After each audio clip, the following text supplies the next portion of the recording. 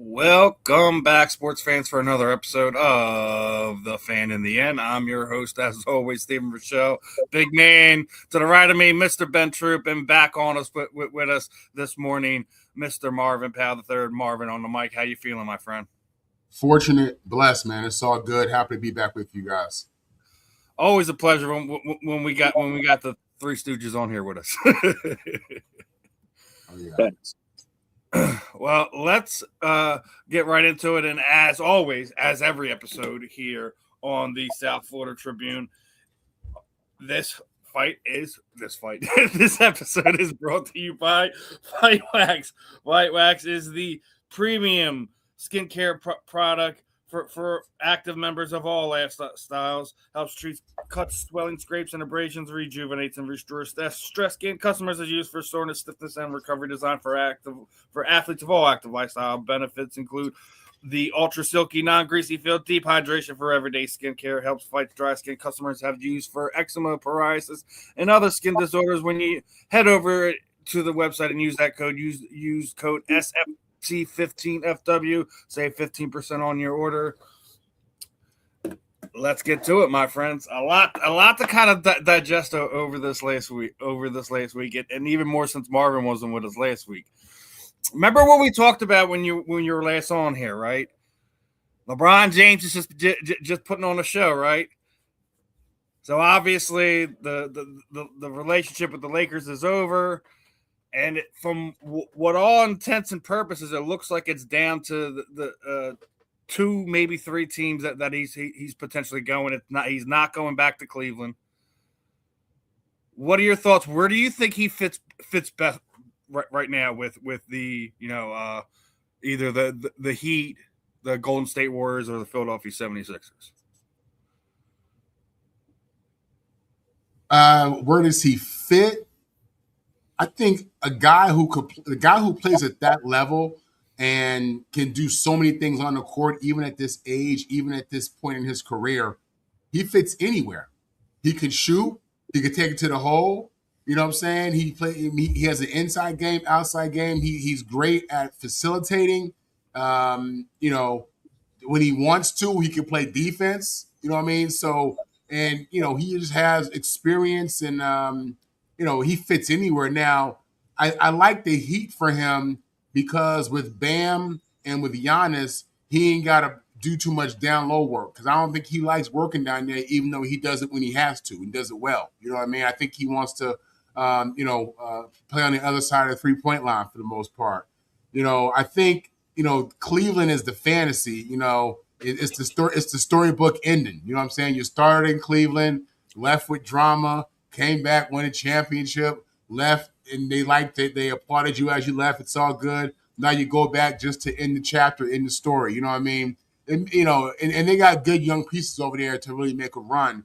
But I think the most intriguing spot that basketball fans, sports fans, sports fantasy lovers want to see is LeBron and Steph go out there and get it done for 82 games, man. I think, it's going to be a team full of old men, but these guys are elite. And, I think go to the Golden State Warriors where, most people want to see him go. I think it makes sense for him to go there. I think there's a relationship with Kerr, Steph. I don't think there's an ego thing. I think, this is Steph's team, but LeBron is LeBron, and everybody in the building up in Golden State going to welcome him in the building. So I would have to say the Warriors for me makes sense. And then you think about, he loves the West Coast. His family's in LA. They talking about it's a 45-minute plane ride. I mean, he could go home every night if that's really what he's trying to do. So yeah, man, I'd have to go with the Golden State Warriors as being the top destination for LeBron James for so many reasons. And he's not going to get a huge bag. People talk about them California taxes. He ain't got to worry about that. He ain't getting much. You know what I'm saying? So, that's my move for LeBron. Go out there with Steph, get you a ring. What about you, Ben? We talked about it a little bit last week. When the announcement came out, we've seen all the comments, and we'll get into some of the nonsense that's being said about it. Where if you're if you're Rich Paul, if you're in LeBron's camp, where are you pushing him towards? Are you pushing him to Miami? Are you pushing him to Golden State? Are you pushing him to Philly? Are you pushing where do you think he fits in best to, as Marvin just said, just write that storybook end and write that final, final or finals farewells. Since this might be LeBron's, last time in free agency, I think he treated like a 5-star recruit. I think he goes to all these things, let him wine him and dine him. I think he knows where he wants to go. LeBron's been in the NBA way too long, and I know where he wants to go. I think what Marv said about Golden State makes a lot of sense.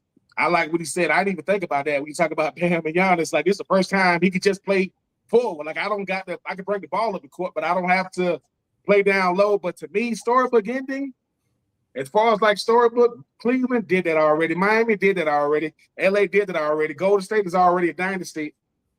Philadelphia, listen. Jaylen Brown going to the Philadelphia 76ers. Joel Embiid already having I'm just thinking about how, and I could be wrong. I'm just thinking about how much we miss Kobe Bryant and how much Kobe was an LA Laker he's a lifer. Philadelphia has been starving for, for a chip with the 76ers for, my entire lifetime. And I'm talking about, he wasn't around for Dr. J. You talk about Chuck. You talk about, AI and so on and so forth. I think for LeBron, I think it comes down to two. I think it's either Golden State or I think it's Philly. Golden State because of the respect factor. Because, Steph and LeBron, Draymond, it could get scary with that. But the thing about it is with LeBron, the one thing LeBron has on his resume that most players do now, he has a chip everywhere he's been. Everywhere he's been, he's got a chip. You don't got to like it, but he has. Cleveland got a chip. Miami, the last time they went to the championship, who they lost to? Oh, that would be the Lakers. That's who they lost to get their chip when he left. And obviously, what he did when he was in LA. I like Golden State because of the respect factor, but there is something about Philly and Jaylen. Jaylen Brown is pissed. Jaylen Brown did not like the fact. He don't like the fact that, number one, you was going to trade. Now, if they would have traded him straight up for Giannis, I could understand that. You're trading a MVP in the finals for an MVP in the finals. But you would think Jaylen Brown just can't play basketball the way people are like, dude, wait a minute now. He ain't Tatum, but a lot of people, but most people aren't Tatum. But Jaylen Brown is saying, all right, I'm going to go where I want it, not where I'm tolerated. If LeBron goes to Philly and they win a chip in Philly, he going to mic drop. That's it. And the only reason why I say Philly and not New York, now if New York loses in the finals, I think he goes to New York. But they won. So that kind of has already run its course. I think a place like Philly is intriguing, but something you said, Marv, I didn't think about it. LeBron is a family man through and through. And I heard what Chris Paul used to say about how much he was away from his family. That stuff don't make it seem the same. And basketball is way different than football. Them guys on the road, half the year once the season starts. So I think it comes down to Golden State or Philly. If it's the respect thing, it's Golden State. But if it's just, hey man, I want to do what hasn't been done, he goes to Philly, and I don't think he makes the wrong decision either way. It's just, I'm gonna keep saying this. Got drafted in 2003 when he had a flip phone, wasn't no smartphones, wasn't no iPhones, wasn't no tablets, wasn't no. He got drafted when there was CDs and DVDs. Then it was MP3s. Now when they got rid of all that, now we got streaming. Right? He done survived Dre beats. Dre beats now come and gone. I know they still sell them. LeBron has been around for sidekicks, Boost Mobile, Cricket. You know what I'm saying? And he's still. So when people talk about staying power, I don't want to hear about no other body. And I get it. You got the Messis and you got the Ronaldos. LeBron is the greatest 40-something-year-old athlete you will ever see. And I respect you, Tom. I respect what Tom Brady. No, I think if you look at that, when you say what you just said, Tom Brady is in the same conversation as LeBron. But here's the thing, right? The world is still. This is the decision part too. They just ain't doing it with this. They're waiting. People are waiting. And here's the thing: it's something you said, Marv. He fits anywhere. There are teams that ain't even in his top 10, they saying, please. I remember when LeBron was getting ready to go to LA. This is so crazy. And Bronny was getting ready to get drafted. Everybody was like, oh, LeBron's coming to the Hawks and Bronny. And mind you, I know it's a lie. But I like fake news like other people do. I'm like, oh, what? You know what I'm saying? I'm like, wait a minute. Mom, I don't know how many games you've seen the Hawks play. I ain't seen that many. If LeBron is a Hawk, I'm in the building. I'm sorry. I'm in the building for no – listen, my Hawk jersey is brand new out the pack. That Dominique Wilkins is fresh. I don't care. I'm there to watch it. I've never seen a player that draws this much attention like LeBron because he's got that Dallas Cowboy effect. You either love him or you hate him, but you got to watch him.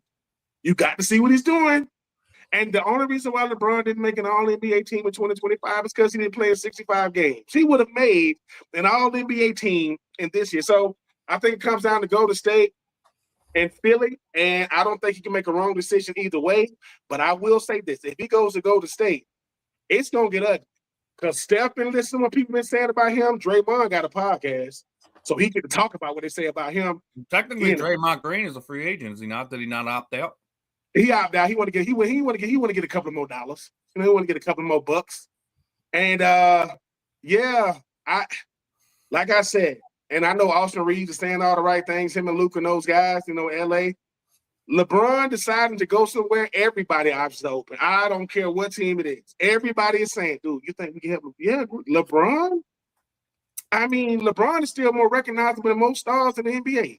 Most of these players don't even know it. If we're being honest, you don't even know who they are anymore. LeBron is not that. So I'm looking forward to see where he goes because LeBron has did a lot of things. He has not cheated the game. He is not. That dude has did it the right way. LeBron is the best. Married his high school sweetheart, right? Without a dad. Come on, man. Why are we so mad at LeBron? Because he don't got to go into the booth when he get done playing, and he could just he might start doing. Well, he already done movies. He's already doing movies and TV shows. So shout out to Brian. Like I say, for one off season, I thought that the Hawks were going to be relevant again. They weren't. The Hawks drafted Luka, traded Luka in the same draft for Trae Young, and they traded Trae Young. That's the kind of decisions we do in Atlanta. And Luka traded them for Trae Young, then we traded Trae Young. So I'm looking forward to see where he goes. LeBron, enjoy yourself this offseason. You decide when you want to decide. He will be there for training camp, and he either gonna be in San Francisco or he gonna be in Philly.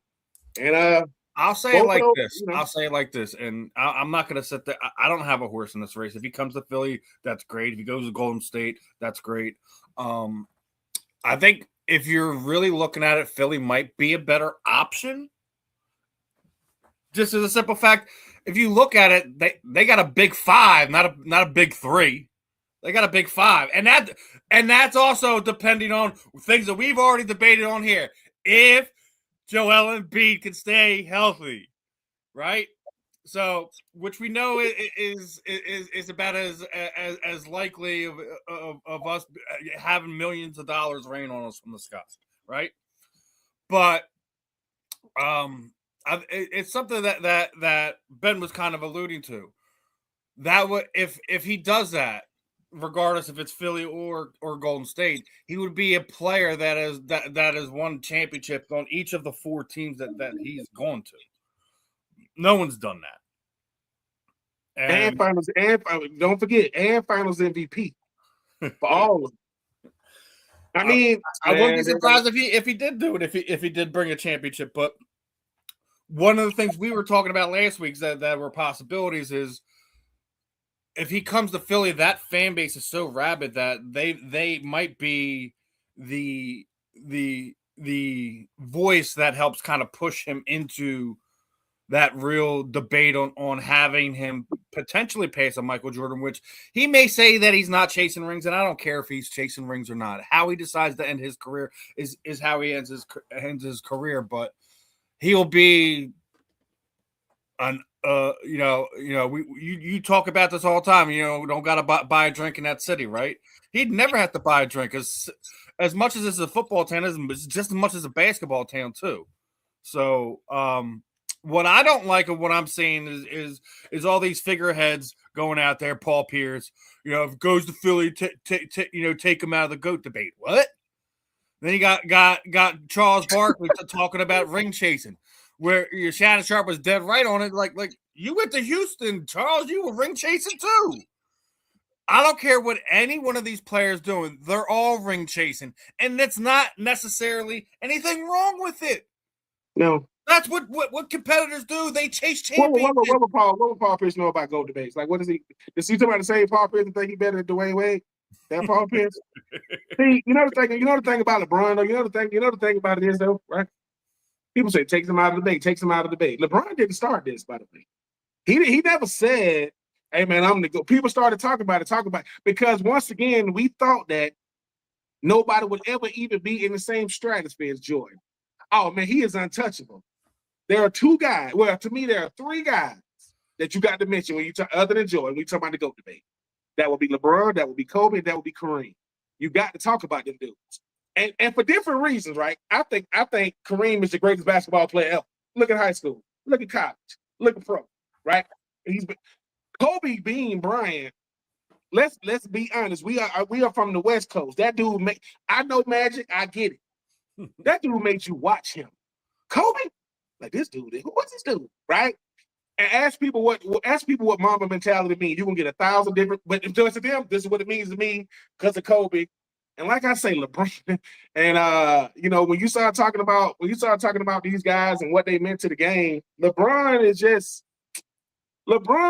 has played against all these, and he didn't play against Charles Barkley. Remember what he did? Remember he broke up the Big Three in Cleveland. In Boston, he broke that up. They beat him, and then he came back and broke it up. They don't like that. He's the reason why Paul Pierce and KG got sent off to Brooklyn. That would be because of LeBron. The reason why KD ended up in Golden State was because of LeBron, because he beat them. All I'm saying is he might not be. It's your preference, right? Look, Mike is considered the GOAT because he never lost in the finals.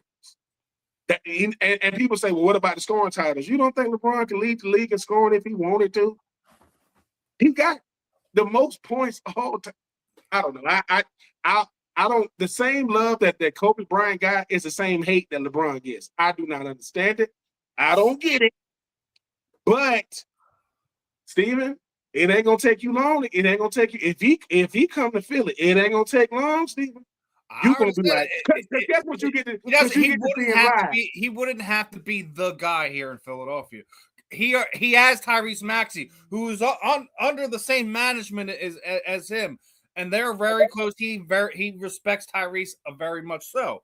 Doesn't mean that he doesn't respect other guys too, that are on his destinations. But I just think Philly's a little bit more alluring because of the fact they haven't won a championship since '82.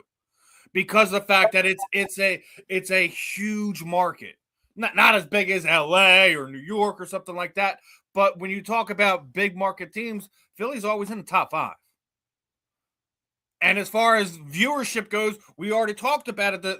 This playoff run that both hockey and basketball, Philly had 3 of the top 5 viewed postseason games out of the 2 big sports. They had 3 of them that were the most viewed, right?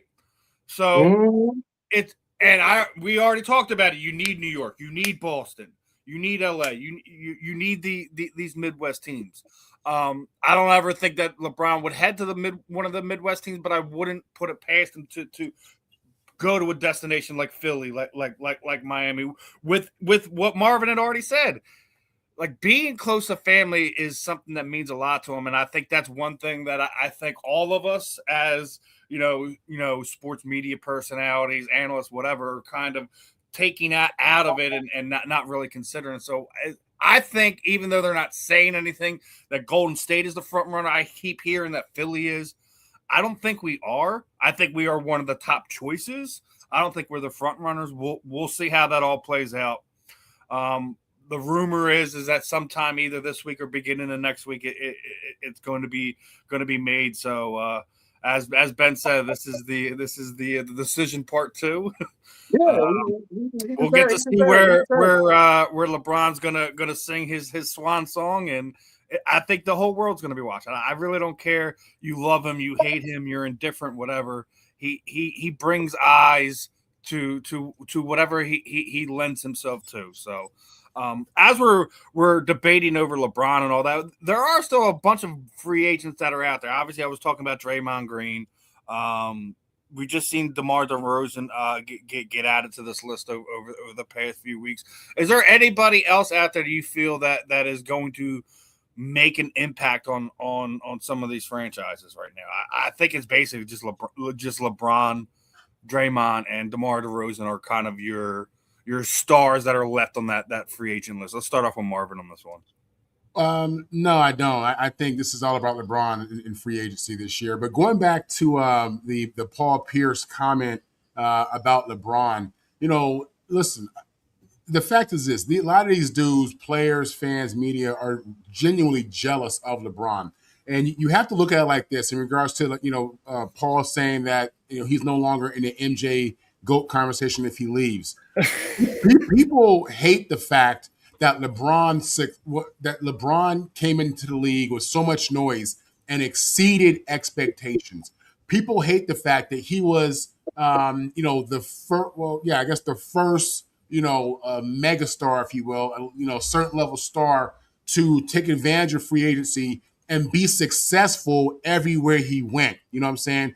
People are jealous of the fact that this dude, was a self-proclaimed king and went out there and won and took Kareem's scoring title that had sat there for 30 years. You know what I'm saying? The jealousy of LeBron James, the LeBron James fatigue factor is a very real thing, man. You know what I'm saying? And, for Paul to say that it takes him out the GOAT conversation, I think when you consider the era that LeBron's in, which is the free agency era, Mike didn't play in it. Free agency, it wasn't like that in the NBA in the 80s and the 90s. You know what I'm saying? It wasn't like it is today. Yeah, it's a completely different game. You know what I'm saying? LeBron is a businessman who has capitalized on the opportunities presented in today's game, and people hate him for that. They're jealous of him, and they're jealous because of his success. In these spots, regardless of how you put it. If he goes to a fourth team and wins a championship. Oh my God! I already said that puts him in a rare conversation. No one think they hate now. Oh my God! You know what I'm saying? Like it's really wild, man. I mean, Paul Pierce and these boys, they need to sit down. It's a shame. And when you see LeBron, you're seeing something that we've never seen. You know what I'm saying? Like he's changing the standard of expectations for players in free agency who go from team to team. Now, because of LeBron, they're going to expect you, you're going to go there? You're going to win a chip? You know what I'm saying? Or you just going for the bag?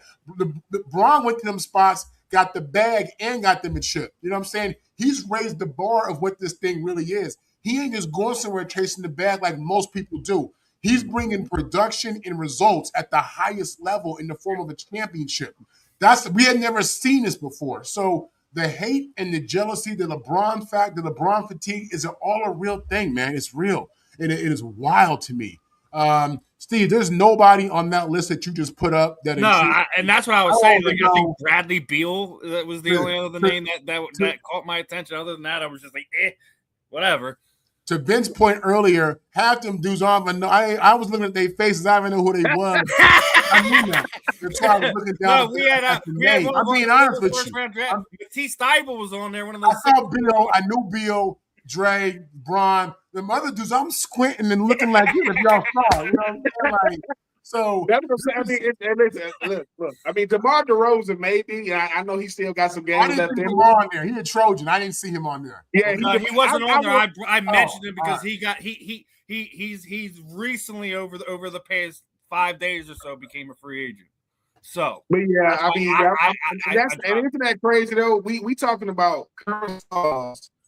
And if they can put their name next to their face next to their name, like, Who we played Well, for? you know it's a Like, you real problem because even the UFC production team had a faux pas over the weekend. They had the boxer Shakur. They thought he was a basketball player. Dana White was destroying his production team after the fight this weekend. So I'm telling you, when we start talking about, and here's the thing, right? LeBron James is a superstar, a mega star. A lot of guys, no matter what sport they play, MLB, NFL, NBA, you are a professional, you a pro. But when you get to talking about mega stars, this is the easy way to do it. If Saquon Barkley, right, was walking around Philly, he's gonna draw a crowd now. That's Saquon Barkley, right? What happened if LeBron walk around? They're gonna, hey bro, you got to go. You got to go home. Shut streets down. And that's all. What I'm saying is, if you can do regular stuff, you're a good player. You can even be a star. You know, Patrick Mahomes probably can't walk around Kansas City. You know what I'm saying? They might, but they respecting the fact. Like, you know, I'm just saying, when the last time somebody say, yeah, man, I was in Trader Joe's, I seen LeBron. Never. That's never. Not because he can't. He can't do it. So when I like what you said too, you know, Marv, players especially, you would think the hate will be coming from analysts, you know, broadcasters. What's coming from his coming brothers? from former players. It's coming from his brothers. Because here's the thing, right? Isn't Paul Pierce from LA? Yeah, Crenshaw High School. So don't like the fact that LeBron get more love in LA than you did. Draymond already tell you ain't Kobe. Like you know these. It doesn't mean you ain't the truth. I'm not. Listen, Paul Pierce, one of the greatest Celtics ever. You know, I'm not taking that away. But you kind of show once again. And Paul, just in case you didn't know, you didn't hear this episode. I just came from the doctor. Took my blood. Ain't no hate in there. They took it. He said, "Hey man, just came back next." So ain't no. But I will. Let me say this. If I can't keep it a buck about really, really good players, I'm a hater. I can dislike them, but when somebody say, hey man, you know, I went to the University of Florida. I don't like the University of Georgia, but I respect them. I respect the play. And with Paul, he can't let the fact that you got your chance against Bron. What did he do to y'all? And this prime Bron now, this dunk on the whole team, Bron. So I'm never gonna respect players that don't tell the truth. If you can look at Paul Pierce, who better, you or D Wade? Me. All right, the show's over. Come on, man. Let's. We talking about the top 5 guard of all time, probably. And what D Wade did, who won 3 chips, won a chip, and an MVP before LeBron got there. He got Shaq his 4. Listen to the listeners. Listen, Marvin Powell for Hall of Fame. Till he gets in there. Like we don't, because at the end of the day, if I got in the fight and the only person say I won is me, I lost. If the people around me, hey, bro, that ain't what I saw. That dude was. Now you hit him, and then I think with Paul Pierce, he has a reality problem, and Chuck got a reality problem because here's the thing: no, LeBron doesn't ring chase; he ring catches. No, he catches hits. He done caught him everywhere he been, right? And that's what they know. Hey, bro, if he go to Philly, that kills my whole legacy, doesn't it, Chuck? If he goes there and wins, if he goes there and wins one in a year or two, no one's talking about Charles Barkley ever again. You see the little baby statues they give the Philadelphia greats, like they're gonna have to give him a big one, a life size. I'm just saying. You're talking about the ones outside the practice facility. I know what you're talking about. I'm just saying, I love AI. And I don't know if you ever going to have a player that has the impact that AI had when you talk about like being yourself, dress code. LeBron goes, how many statues is that? He already got 3. Well, that's going to be a 4th. And what's going to happen when you got 4 different fan bases saying you We gave Nick Foles a statue. You don't think we would give LeBron James a statue? And listen. And all I'm saying is, in fact, LeBron's 41, he'll be 42 at the end of this year, and he wins another one, and he wins the MVP. You know who should have to interview him? Stephen A. What's up? Let's talk. Let's sit down, baby. Eddie Prather's in the It's gonna be crazy. It's gonna be crazy. It is going to be crazy, but we were talking about this hate, and it makes me think of what we just seen what happened with Caitlin Clark, right? All-star voting came out. She was voted 4th, right? You go look at the players. She's voted 11th. And even one of her staunch detractors over the past few years, Candace Parker, was like, if you're going to sit down and put Caitlin Clark as the 11th best guard, y'all need to go to a therapist and figure out what childhood issues you have. I can't disagree with that. Because there's nowhere on this planet that she's not at least a top 5 guard in the WNBA, right? And I'm not sitting there saying she's the best. She is one of the faces of that league. Is she the best player in the league? Absolutely not. She's probably 5th or 6th. And there's nothing wrong with that. But the fact that as the players go and you're voting her outside of the top 10, Candace Parker's right. Y'all need to go see a therapist. I'm gonna start off with Marvin on this one. Well, again, let me go back to one of Ben's comments. Ben, one thing that I will say that's relevant, and I think about it every single time I hear this man's name. The hardest nickname in sports for an athlete is Paul Pierce's "The Truth." Give it to him by Shaq. It don't get no better than that. I don't want Paul Pierce fans coming. I love Paul Pierce. Yeah. Paul Pierce had that. He had that. Paul Pierce had that medium. He wasn't fast, but he'll get you with that little head down. Listen, love Paul I can go back in time. I'd take that nickname. You know what I'm saying? Course, I mean, listen, the truth. You know what I'm saying? Like, it don't get no harder than that, bro. It don't. But Paul Pierce is out of his mind, and he's hating on this dude, and I hate it. Steve, Caitlin Clark, top 5 guard in the WNBA. So I'm going to admit, okay, I didn't start watching. I mean, I watched elite level college basketball. So when women's basketball went to the Final Four championship, I would watch that. Okay. Yes. I wasn't watching the first round. I wasn't watching the regular season unless it's USC. I'm keeping it in the buck. ESPN turned me out to college basketball with the whole Caitlin Clark movement. Okay, they did. And I'm gonna tell you like this, man. I think people hate on that girl at a level that we ain't never seen. All right. I think Caitlin knows what it's like to be a black athlete and just be hated on because of your skin color. I believe that. That girl, listen, is she a top 5 guard? Probably. I mean, maybe she's 5.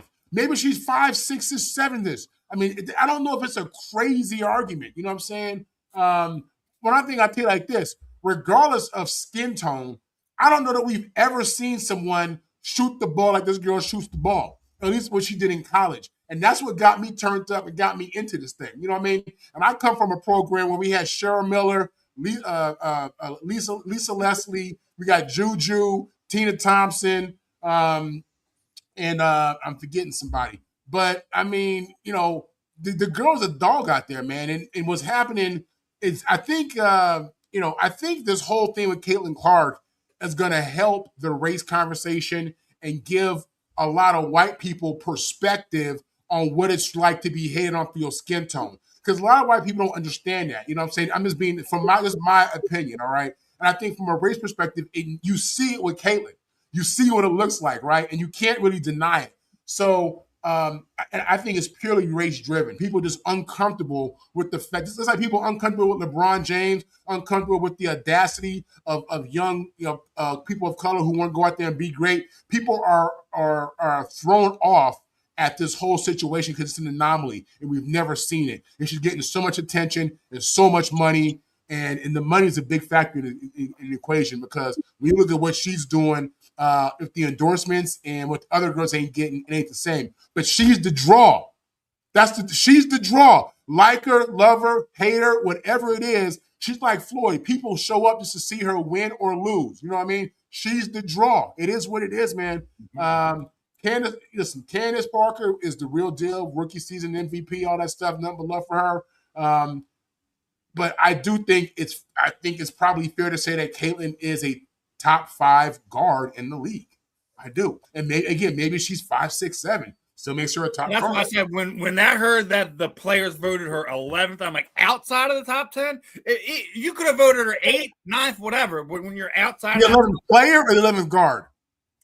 It was the players voted her the 11th best guard in the WNBA when all the voting came in for the All-Stars. Nah, I wouldn't go for that. I wouldn't. I would put her higher than that. And I know that's what I was saying. I was like, she could, you just said it. She could be 6th, 7th, 8th, whatever. Yeah. Once you put her outside of that top 10, that's when you see what you were just discussing. So hey, the hate is real. The hate it is real.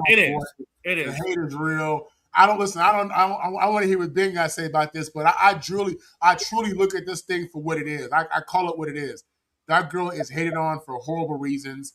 I think she handles herself well for the most part. I think, you see she's probably a little pissed off and peeved at the treatment she's been getting, and you see a little bit of that. Yeah, you know what I'm saying? I think that's where it's invaluable that her dad is Will Clark. It's invaluable. I keep forgetting that. Yeah. I know, right? Yeah.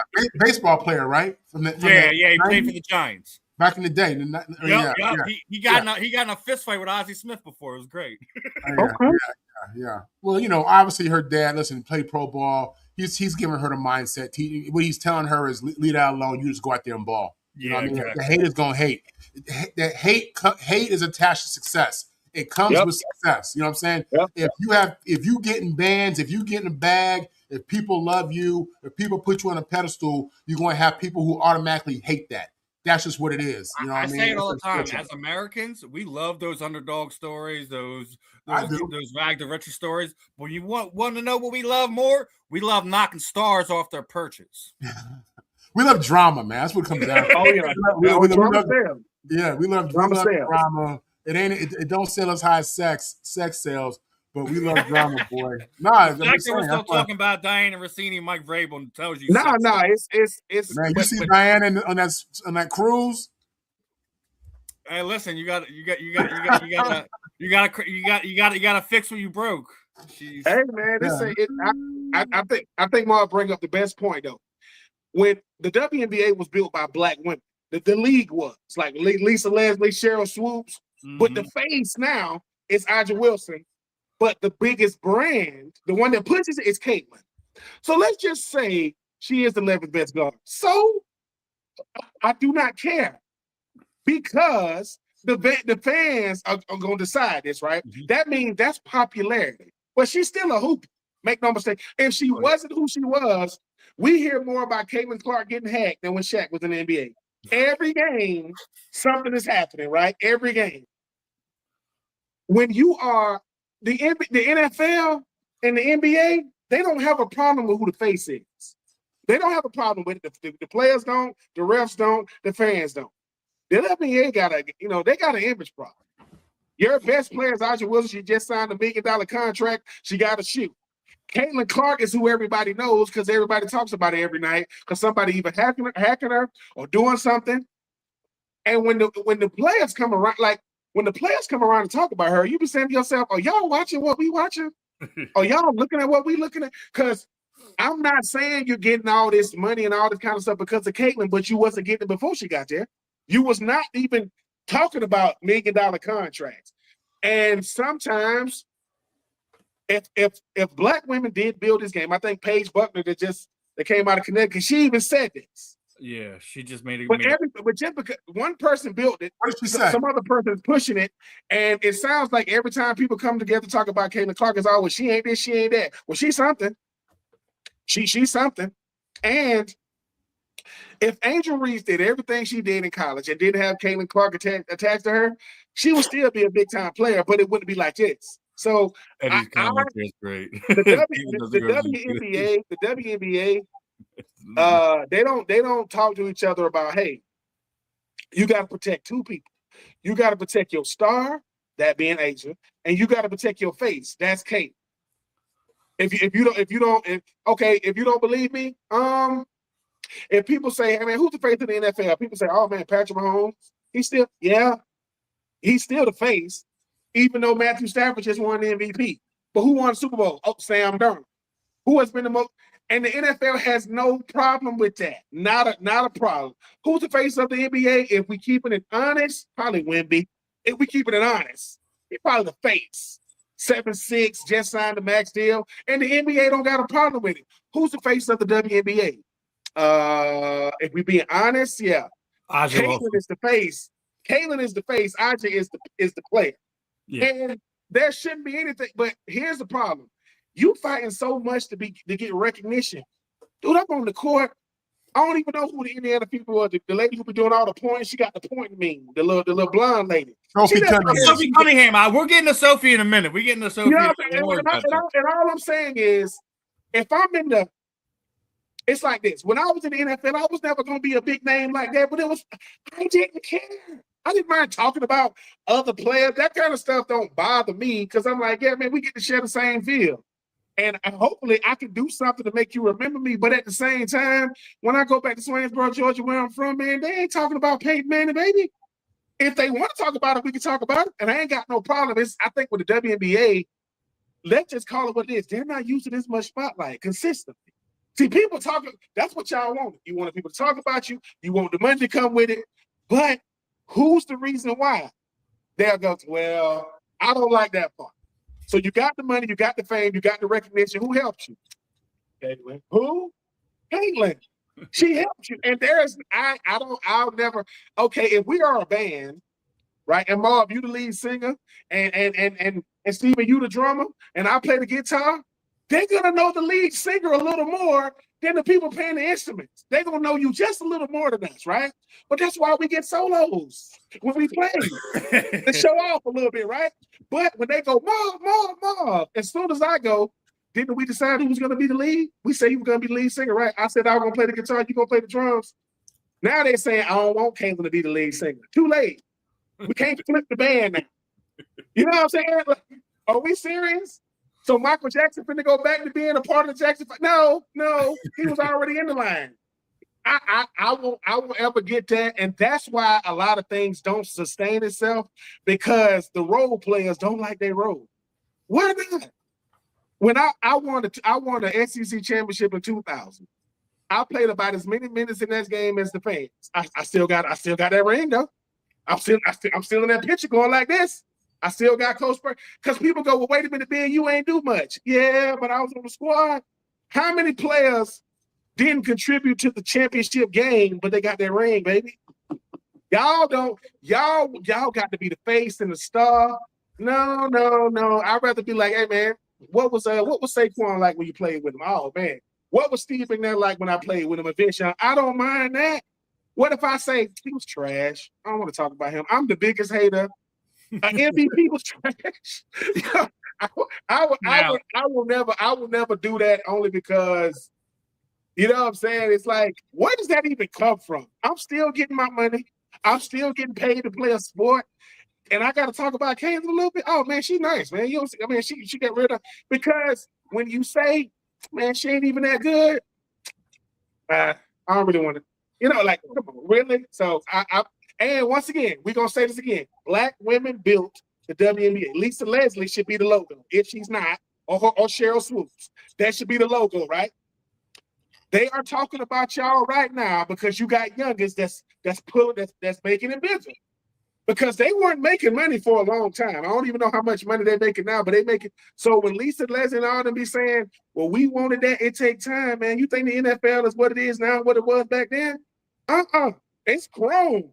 I mean, players go back 100 years with the NFL right now, and the price is going to be to the ground. But guess what? Here's the thing, right? You can take every defensive player that's ever came through the NFL, you can put them in a room, and when Lawrence Taylor walk in, it's going to get quiet. That's called respect. That's called saying, what makes Lawrence Taylor to be the greatest defensive player? He was the MVP of the league, not defensive MVP.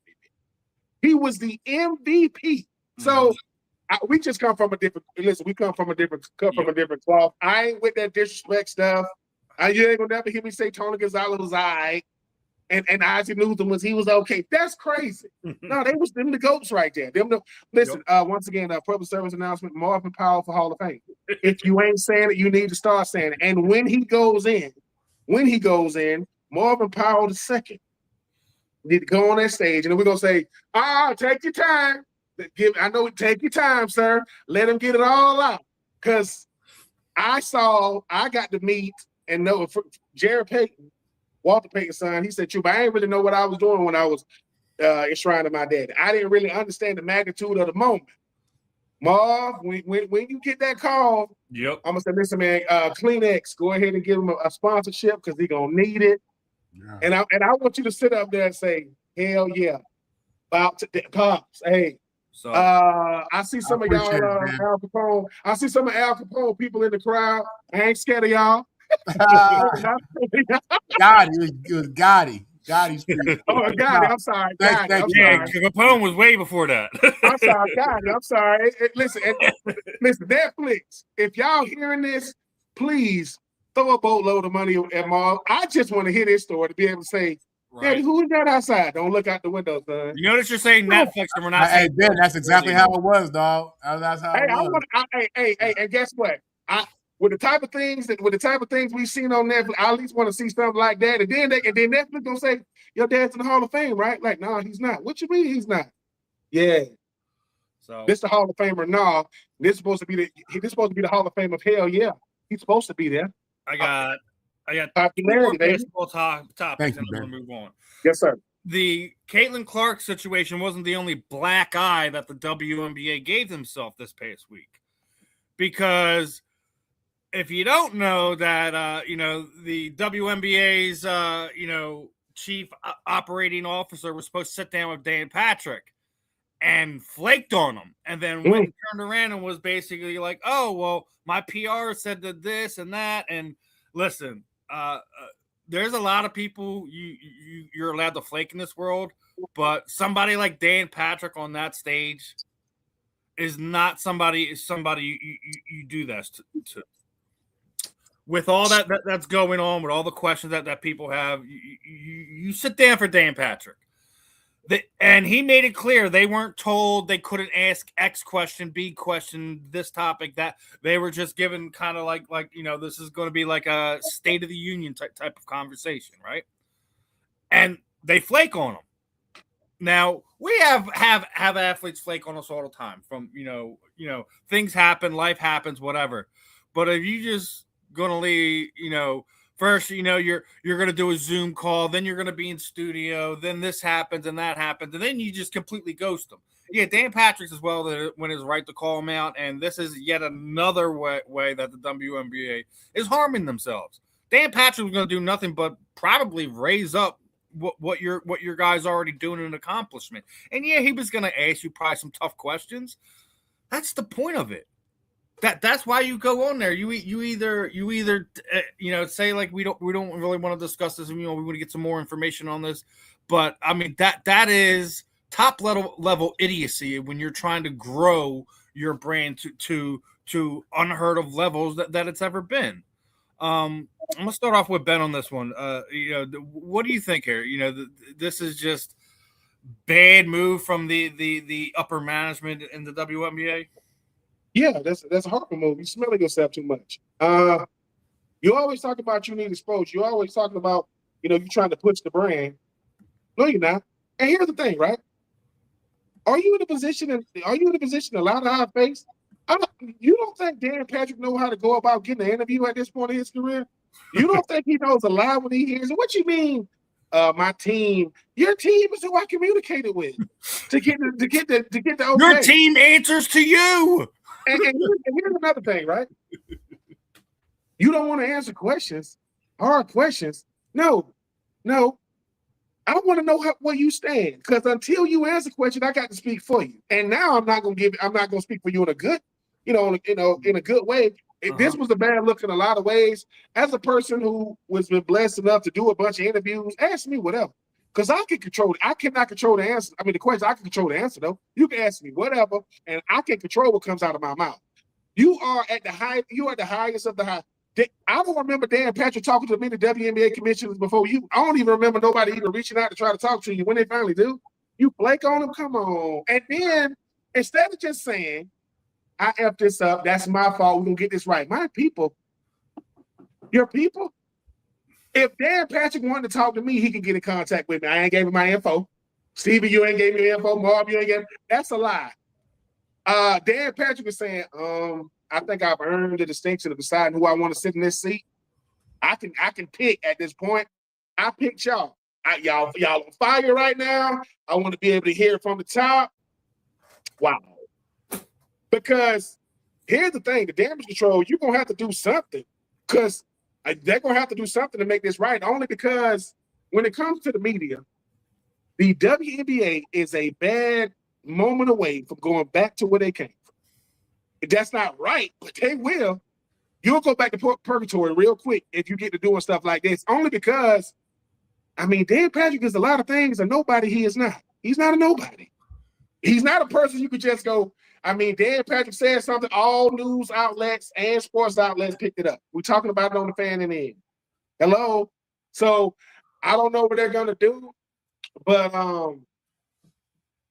you don't. It's like you take 2 steps forwards and you just knocked yourself 5 steps backwards. I mean, sometimes you think you bigger than what you are because of the momentum going on, right? You know what I'm saying? Like they said that when I hope this is a rumor. They said that when Urban Meyer was the head coach of the Jacksonville Jaguars, they was getting ready to play the Rams, and he's walking around saying, "Who's number 99? Who's this darn kid?" And they was like, "I mean, are you joking with us, or do you want to know who Aaron Donald is?" No, who is it? And they was like this: "You don't know who Aaron Donald is? No, bruh. Like, do you know what that does to a locker room when your head coach don't know the best defensive player in football, and he really don't know?" And they was like, "I thought he was joking." You see what I'm saying? So this is kind of one of those situations. Like she's walking around saying it's just Dan Patrick. That was like, what did you say? It's just Dan Patrick, bro. Come on, like that's disrespectful. I'm serious. I've never met Dan Patrick, but Dan Patrick said, "Hey man, Marv, I know your father. You know what I'm saying? Right around the same, born right around the same time. Want to do a documentary on you. I want to interview you. All right, Dan, flake on. That won't happen. You see what I'm saying? That's not gonna happen. So I don't get it, but I will tell people this: you better start listening to the right people. And the right person is the one person that don't care nothing about your position. They trying to help you keep your position. They say, "Bro, I don't want nothing from you, but you effing this up." Yeah. Everybody got a family member that will look you in your face and go, "Bro, you effing this up." What you mean? Did you just flake on Dan Patrick? They're like, "You know what it is? Do I know? Do you remember when SportsCenter first started? Yeah, Dan Patrick was one of the originals on SportsCenter. Yep. Back when, floor model TVs, all the sports coats look too big and baggy. You know what I'm saying? That's Dan Patrick. Is what a point was Chris Berman, Robin Roberts. Listen. Ask Colin Coward what it's like to F with Dan Patrick. Ask him. Don't F with me because he tried to. So look, I'm not trying to say that mistakes aren't made. Let me not act like mistakes aren't made. But the lie, I didn't talk to my people about. Man, what? It's what the youngest say. You playing in my face. That's what you playing in my face because you're trying to make it seem like Dan Patrick don't know what he's doing. No, ma'am, I've been in this position well before you've been in yours. And if you keep playing, I'm gonna be in this position and you're gonna be gone. You keep on playing. I'm not saying that's gonna happen. Oh, but, I think just sign her exit papers. If you ask me, they're gonna look for some other type of management ASAP. They're like, yeah, no, we can't do this. No. Look, people make mistakes. Being a part of this media world, I've been a part of this thing for a little while now. There's some mistakes you make, and there's some you just can't. If you are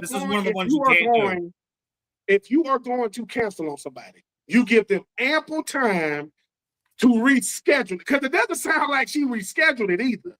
That's not nothing. No. I mean, look, I know people say, "Hey, man, y'all used to do the show on Wednesdays. Why y'all doing the show on Tuesdays?" Because of the homie. Because we worked it out. We're doing it right now. Man, I don't want to hear that, man. Hey, WNBA, y'all better stop playing because it ain't going to take much for people to watch something else. Right. If you keep playing. That's all I'm saying. Marvin, your thoughts on this absolute nonsense, brother. Yeah, Ben hit it on the head, man. First of all, let's just keep it a buck. This is a women's league trying to carve out, a path in a male-dominated industry, you know what I mean, where viewership is male-dominated. It's not even close, all right? The WNBA has their fans. I know that, but it ain't where if they want to be successful, they're going to need male viewers. They're going to need male fans, males buying merch, and all this other stuff. They're fighting for credibility as a league still to a lot of people. I'm just being honest. In my opinion, I think they're still fighting for relevancy and just to be a staple, a staple, in the sports world. And opportunities like sitting down with Dan Patrick. Dan Patrick has a huge male audience. He has market share. You get on that show, do the interview. You're going to have new people watching the WNBA who are curious about what's going on. My overall thought about the WNBA is just that they lack. I've always just felt like from the outside, for a guy who's just really, I just look at the headlines when it comes to that, they lack leadership. They just lack a voice. They lack a presence.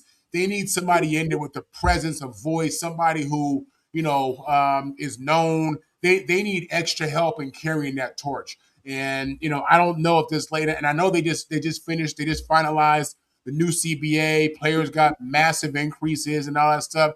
They got to pay for that. They need revenue streams, new revenue streams. They need all that. And skipping out on a Dan Patrick is just the opposite of what you need and where you're at right now. Okay, listen, baseball was king for 100 years. Baseball failed. It's made a comeback. You know what I'm saying? It's made a comeback, but you just fighting to get there. You ain't even there yet, WNBA. You know what I'm saying? So you need all hands on deck. You need all kind of participation. These opportunities with relevant interviewers and media people like Dan Patrick, you got to take advantage of that. You don't blow that off. Who are you? No. Who are you to blow this? So real talk, you know what I mean? And right now you got a Caitlin Clark problem. You better hope that girl don't say F it and go overseas. Don't say F it and do her own thing, because she can do that. You know what I mean? So to me, this is a leadership issue. It's a vision issue. I think this is skipping out on Dan Patrick is a small link in the chain full of problems, I think, for them. And they better figure something out, man. They do, because you listen. You got what's the new tennis game people play? The modified pickleball.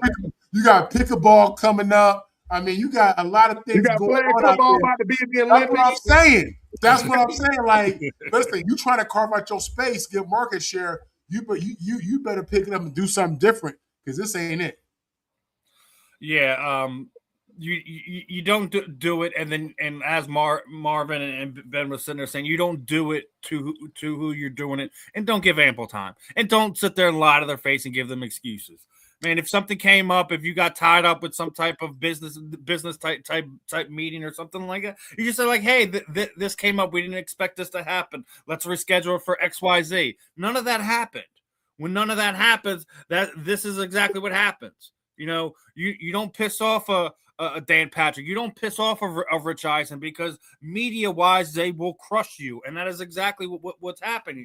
But luckily for the WNBA, they have more than a handful of budding, growing stars outside of your best player in the league. The fact that Sophie Cunningham was at the UFC messing around with Max Holloway in the ring after the fight, doing their own little thing. Sophie Cunningham's got a shoe coming out too. She's Caitlin Clark's number 2. She's basically her Bill Lambert, right? She's making sure she's taking the most out of her opportunities too. So you have potentially what could be something great. And Marvin hit it on the head. They have a leadership problem, and I think this woman just signed her walking papers, in my opinion. I may be wrong. I could not know what I'm talking about. That's fine, but you cannot continue to go along with how it's being run right now. I don't know if you bring in somebody in the ilk of a Dawn Staley or something like that. I don't know. Do you bring in some type of NBA executive to kind of help? I don't know. Dawn Staley would be great. That's why I said that's why I said Dawn Staley. Obviously, I'm a homer with the Philadelphia Love. I'm not going to act like I'm not, but she is one of the biggest names in women's basketball that is not attached to the WNBA currently. So listen, I think that would be a move that they would have to make if it became an opportunity. But I did want to touch on one last basketball topic that I thought was noteworthy. I don't know if you guys heard that the NBA is blocking the Kawhi Leonard trade until their investigation of the LA Clippers is settled. Unfortunate for Kawhi to be caught up in that situation. We talked about it when the news broke here on there, like how they were circumventing how they were paying him and things of that nature. The other thing to that, if that trade happens, that whatever punishment is being rolled down gets rolled down to the Toronto Raptors, not to the Clippers. I wouldn't have signed up for that in any way, shape, or form. It's unfortunate Kawhi stuck in the middle of it, but this is what happens when you try to cheat the game. Marvin, what are your thoughts on this one? Yeah, this trade ain't gonna happen, y'all. I saw a report and they was breaking it down how your boy Balmer was, sending the money here. And how look, they've been doing that. Number one, this ain't new. When you see something like they this, just got caught doing it. Yeah, exactly. Don't think this is the first time this has ever happened. This is one of the few times that we've got wind of it. But man, these owners have been for years trying to find ways to beat the cap and get and take care of dudes outside the lines. Man, the NBA between the gambling, the circumvention of the pay, man, I feel like the NBA is in trouble right now, man, because the deeper you look into it, the more there's always a new investigation dealing with the gambling. And look, and I know right now we're dealing with the Clippers and Kawhi and how he was getting paid, but the NBA, they started to have a little bit of an issue, all right? And if you think Ballmer's the only dude in the NBA who's finding ways to pay dudes outside the lines, you crazy. He ain't the only one. You know what I'm saying? This been going on. So, but listen, at the end of the day, this is normal for major corporations. This is what they do. Mm-hmm. You look at every single NBA team as its own you saw the Seahawks itself for $9 billion, the Seahawks, right? Every one of these organizations are their own entities worth billions of dollars. They do whatever they can do to save money, keep money, avoid taxes, and all that. You know what I mean? They cheating. They trying to rewrite the rules to benefit themselves. And you just saw what you're looking at right now is the Clippers getting caught up, just getting caught in it, man. But this is the norm in corporate America, y'all. So we just haven't seen it really attached to a sports entity. For Kawhi, I hate it for him. I like the brother. I want to see that kind of storybook in. I think he has a couple years left in the tank. He can stay healthy. But this is a major letdown, man. Major letdown. It was big news he was going back. They celebrated in the streets of Toronto. Daniel threw a parade already. He didn't call his old real estate agent, hey, go ahead and start looking at houses for me. That ain't happening. Ain't none of that happening. That's it. Yeah. Adam Silver knows that there's 0% chance he can allow a player of Kawhi Leonard's, status to go to another team, and this is still open. And this is what he's really saying. What make you think Kawhi ain't gonna try this if you go to Toronto or we don't do nothing about it with the Clippers? Like you just said, Marv, this happens a lot. Sometimes, when you start talking about big time, billionaires, millionaires, these firms and different things, they saying, dude, paying my way out of these, litigation of these rules and protocols and what we've been doing. Problem is, Kawhi Leonard's not a nobody in the NBA that we could just brush under the rug. No, he's one of the faces of it. He's a big time player. Won Popovich's last championship. He was MVP over there with and then he brought a chip to Toronto. He was on the LeBron James trajectory. We can talk about winning with the teams he was on, but this situation was crazy when they was talking about how he was getting his money. When this first came out, I'm like, he getting his money how? With what? And I'm surprised that it's drawn on this long, but what they're saying now is, hey, during the season, we're going to try to continue to go to court about this thing, but now that he's trying to go somewhere else, we got to get this nipped in the bud, which means the unnamed names will get named. Yep. The people who used to be behind the scenes, you brought yourself to the forefront, and you're going to have to come to court. This ain't going to be, and I get it. When you start talking about big money, changing hands and paying for this and paying for that, yes, it's going on right now. But the NBA will not have a WNBA problem. oh no, we're not gonna have negativity hanging over our heads. And I'm sorry, Kawhi, this is no disrespect. You ain't a good enough player to be doing this. Not this. So I'm like you, Marv, I do want to see Kawhi continue his career. But they saying until this is final, until this has been litigated and the judge has made a ruling and that breaking news pop up on the bottom of our phones or whatever, this is crazy. Because when it first came out, I didn't know how to. This was real similar to, I mean, who was we talking about the one time? Steve, when we talking about Paul George or something crazy happened with him, and they didn't really tell us what happened. They just said something happened with Paul George. When he got suspended this past season, they wouldn't tell us. Yeah, they really want to tell. They gave us some crazy little. You know, it's like somebody give me, like, you got a letter in the mail, and you say, "Do I owe y'all money or not?" And you all right, don't send me nothing. I don't want no. This is not a bill letter. Don't even send it to me. If I owe you no money, don't send me anything. I wasn't gonna send it to you anyway, but don't send it to me. But it's like when it comes to this Kawhi situation, it is weird, and I just want to see how this thing ends up. I don't think Kawhi's going to jail because he got to. That's not happening to him. But I can't speak for the people involved. But I will be watching. It's great. And as far as watching things, we definitely going to be watching what's the latest news going on with Bryce Harper that has nothing to do with what's going on the baseball field, not what happened in the All-Star game last night. So apparently, from what reports were going on is that there was a bettor who has a problem, right? And he was down to the tune of $1.5 million.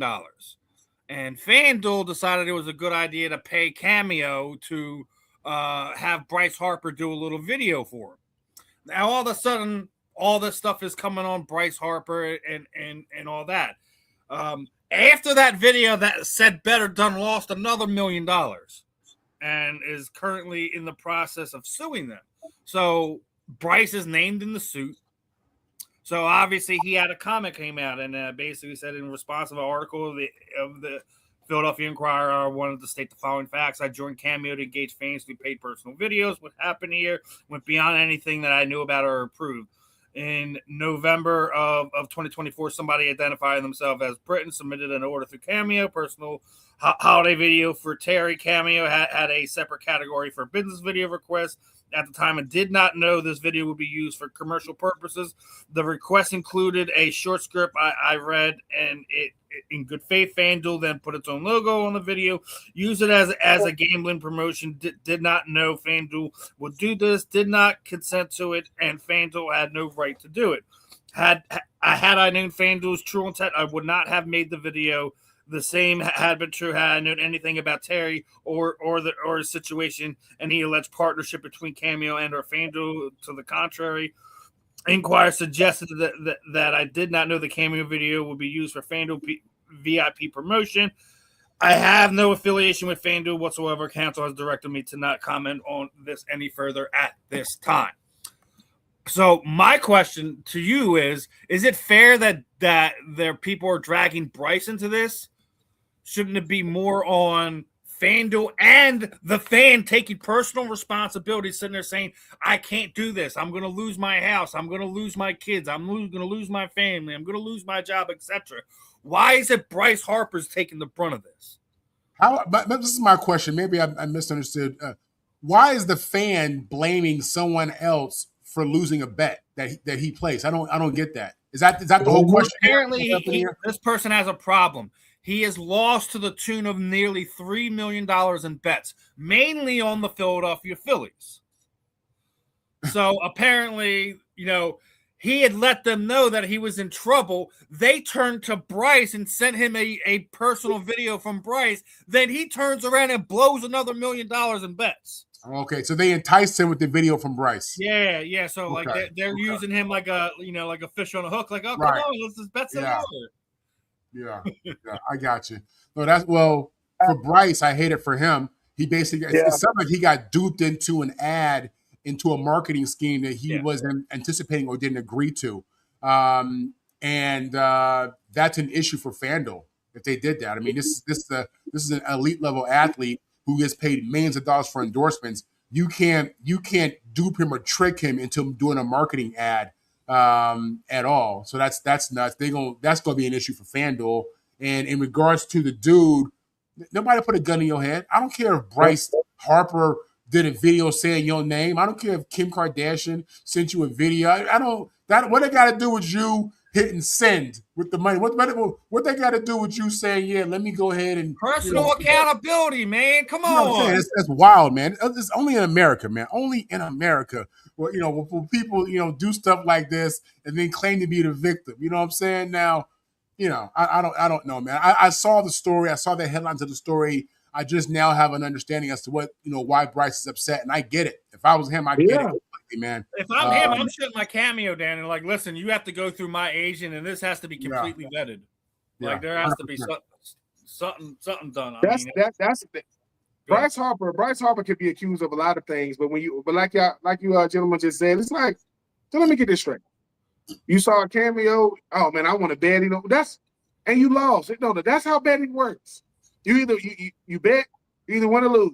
You don't get to play. Well, my family. You didn't know that before you bet. And you talking about $3 million. Here's the thing, right? Invest your money then. I mean, you want to get a rich quick scheme. Invest your money into something, and make your money back that way. Because you're trying to shame a pro athlete because it didn't. Man, stop that. Like, really? And number one, I don't like the fact that Bryce Harper even got to address this kind of nonsense because it hurts his image. Because you got people that already say, "Oh yeah, Bryce Harper, he didn't do anything." This man, I thought that when it comes to betting, you got like hunches or something that somebody else don't know. I know ain't no such thing as a sure thing when it comes to betting. You lost your money. That's why people don't bet. I mean, why don't you bet? Because I don't want to lose my money. Period. And I know that Vegas and the casino always wins, and they pumping oxygen in the casino out there on whatever they're doing. But no, Bryce Harper, man. I mean, unfortunately for him, he's a superstar and he has to address it. Think about that. Something that I had nothing to do with like that. I got to address it because of who I am and what I represent, sir. After the pity party stops, go do what most people go get you a GoFundMe. You gonna probably bet that too. Bryce and 10 o'clock. Exactly, man. I'm not. Look. If I'm pointing the finger anywhere, it's first at the bettor. But the only thing, if I'm gonna judge looking at this, the only thing I'm awarding him is after y'all try to pull him in with the Cameo. After that point, maybe. Because the guy has a problem. He already told you he lost $1.5 million, and he lost another $1 million. That's why you see them they always put those ads in there. If you have a gambling problem, call this number. Yeah, they entice you with the commercial, but then that makes you not liable for people who that have problems. This is them absolutely creating a situation to entice somebody illegally because they didn't have Bryce's permission. And trying to take advantage. Right now, let's we like to cancel a lot of. Let's cancel FanDuel because this is disgusting. This is absolutely disgusting. This is literally knowing somebody's just doesn't have the wherewithal to sit there and say no. And sometimes they probably should have just cut them off and banned them at this point. Like, we're gonna do you a favor. You're banned from all the FanDuel stuff. It seems like a harsh thing to do, but you got to do it for that person's betterment. If he goes somewhere else and then does betting elsewhere, that's on him at that point in time. It's not on you. Now you're gonna have to take personal accountability for it because you went and paid. Did a VIP package to have a video sent to him from one of his favorite baseball players. Of course, this person's going to go nuts and they're going to send you more money. Oh, man. But I don't think Bryce should be catching strays for this one. There's a lot of things you can blame people for, but this is something I don't think that Bryce should have been attached to. It's unfair. And yes, he does have to address it, and I'm glad he did make some type of statement. Then there's still going to be people who's like, oh, they're hiding something. They're lying about this. They're lying. Listen, I know we like to tear things down here, but I think this is one of the ones where Bryce shouldn't have been attached to this. This is solely on the better / the better site, in my opinion. you know, we may not have all the information currently either, but this is what we're going on from what we've seen from articles written, people talked about, etc. So I'm just gonna sit there and say I don't think the criticism is fair. No, if somebody accused me of something, I don't got to say it. Well, you got to prove it. Prove that I did what you said I did. I don't got to sit here I ain't got to tell you nothing. They said I did this. Prove it. I'm giving you the It's like taking somebody you know has an alcohol problem and put them in a bar and start partying. If somebody they can only drink water so long before they gonna crack. If a fully grown man who has maybe a family, bills, somebody sent you a video and that video enticed you. Were you betting before this video? Yes. So don't give me that because of this. I got a hunch. I really wanted to, you know what I'm saying? I'm like, look, man, I wish, Mom, you currently in the NFL, and somebody said, based off of infomercial you put, somebody said, I saw Marvin Powell, and I did, I lost my money. I think Marvin Powell, click. You think I should what? Pay you your money back? Because that's kind of what this sounds like. Hey, he kind of tricked me. Don't you think he owed me some money? What the hell you mean, owe you? What? No. I just saying, like Bryce Harper? Some Phillies players have been involved in some weird lawsuits this offseason. Alec Bohm suing his parents. Bryce Harper getting involved in a suit with Fan Duel that he has no connection with whatsoever. It's been a weird year. It's once again, like I said, there are certain things that come across certain people's desk. You be like, is this serious, man? Yeah, man. The guy, he said he's bad, he lost, and now he think what?